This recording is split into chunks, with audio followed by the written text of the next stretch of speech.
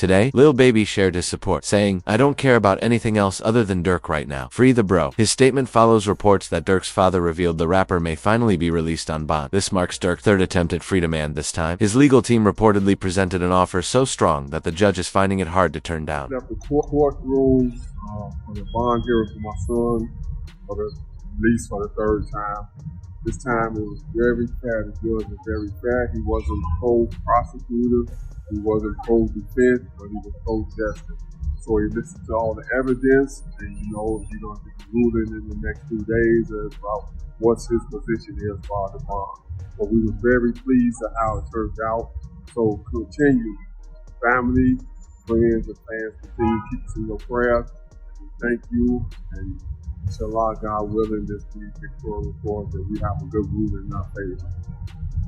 Today, Lil Baby posted, "I don't care about anything else other than Durk right now. Free the bro." His words come right after major courtroom developments in Lil Durk's case. During his latest hearing, his third attempt at bond shocked the courtroom by voluntarily dropping key evidence against him, even reading it aloud as they dismissed it. This unexpected move not only gave Durk a potential release date, but shifted the entire tone of the hearing. One news outlet reported, "Today in court, prosecutors openly stated they are throwing out evidence against Lil Durk, reading it line by line in front of everyone." It'll be interesting to see how this impacts the rest of the bond hearing. Meanwhile, fans and analysts are dissecting the lyrics Durk's camp recently dropped, which seem to hint at behind-the-scenes tension. They got an attitude. Go get the location. Go look on the news and see your son screaming "no, no, no." A chilling bar that played alongside real footage of Quando Rondo on the news, visibly distraught and screaming "no." With emotions running high and the legal tide seemingly turning, all eyes are now on what comes next for Lil Durk. Search is on for 3 people who police say at a Savannah rapper, a member of his entourage.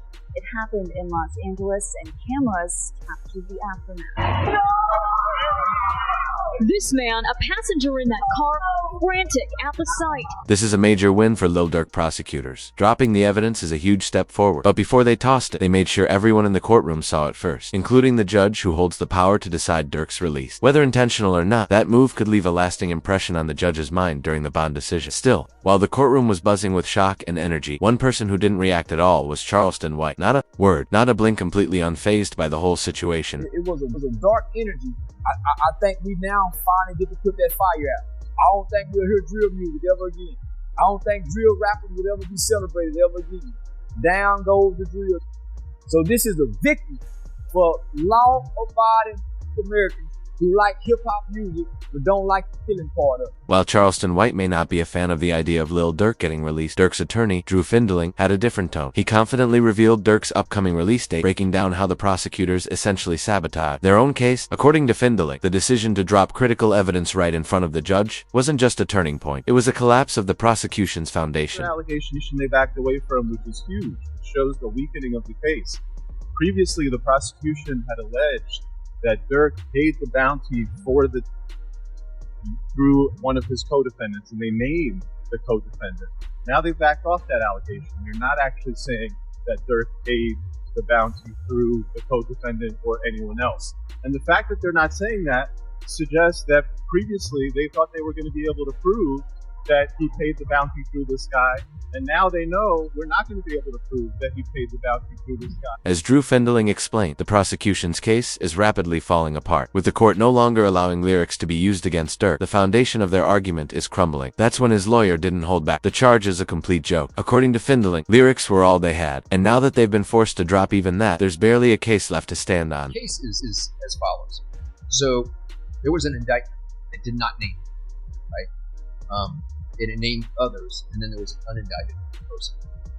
And then 3 weeks later, that indictment was called the first superseding indictment, and it does name him. The indictment was identical, except the unnamed person now became Durk Banks. And this is the really important part, the second indictment, what's called the first superseding indictment, only had one new fact. It had one new fact.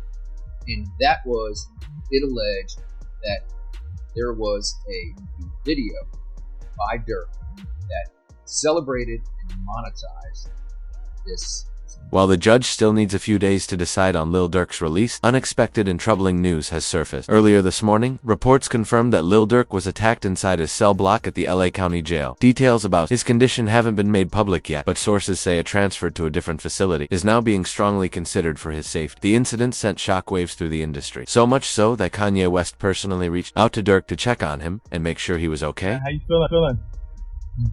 I'm feeling good. Just taking a day at a time. Just chilling and staying focused for real. Yeah. I love the time we spent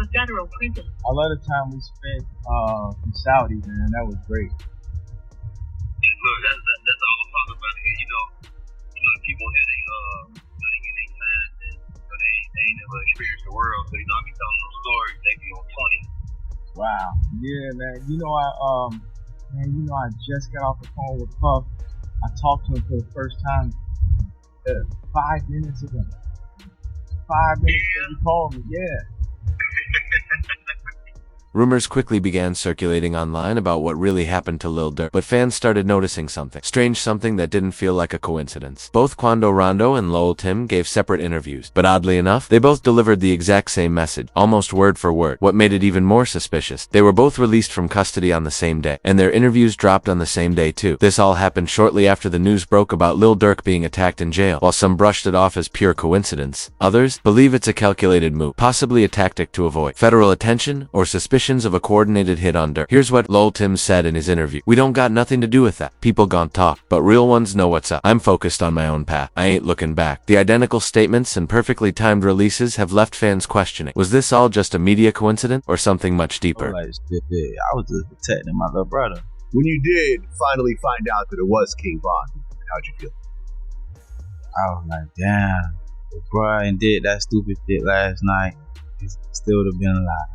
That's how I was. But I was like, yeah, I ain't no the type person I am. Like, I'm a humble person. I ain't no disrespect to like his mama saying can be like that, because I could easily get on that type of stuff and be clout chasing type. But like, I ain't on that type. I'm a humble person, but it's like they ain't never popped that shit off. That shit never happened.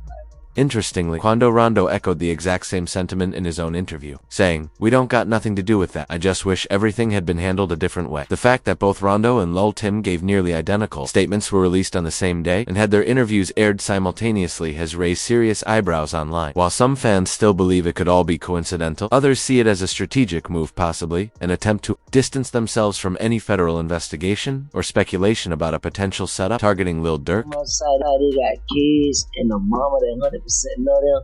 And at the end of the day, bro, all this book that we talking about is stupid.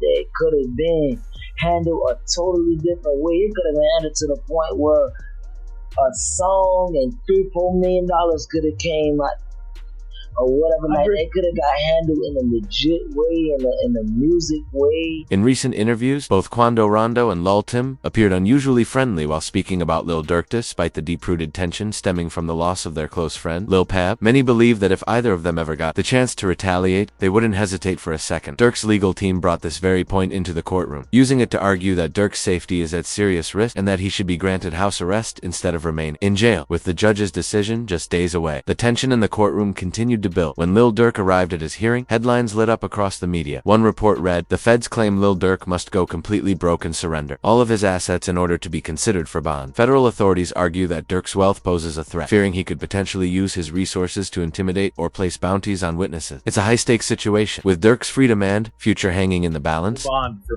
Lil Durk. Let me tell you about what options he has left and why the bond was denied this time. Now, he's in federal court on a murder for hire charge where he faces the possibility of life in prison.